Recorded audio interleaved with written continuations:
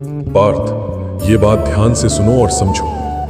मनुष्य के दृढ़ निश्चय के आगे कुछ भी असंभव नहीं रहता। जब कोई जीव एकाग्र मन और अटूट विश्वास के साथ अपने कर्म का बीड़ा उठाता है तो ब्रह्मांड की शक्तियां भी उसके मार्ग को सरल करने लगती हैं।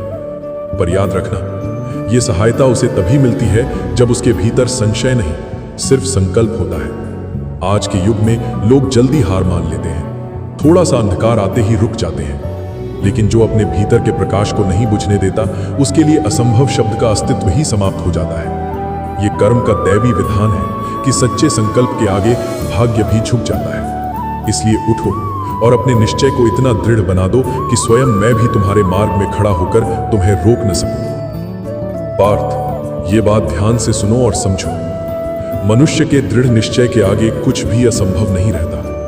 जब कोई जीव एकाग्र मन और अटूट विश्वास के साथ अपने कर्म का बीड़ा उठाता है तो ब्रह्मांड की शक्तियां भी उसके मार्ग को सरल करने लगती हैं।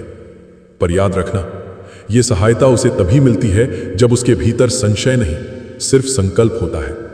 आज के युग में लोग जल्दी हार मान लेते हैं, थोड़ा सा अंधकार आते ही रुक जाते हैं। लेकिन जो अपने भीतर के प्रकाश को नहीं बुझने देता, उसके लिए असंभव शब्द का अस्तित्व ही समाप्त हो जाता है।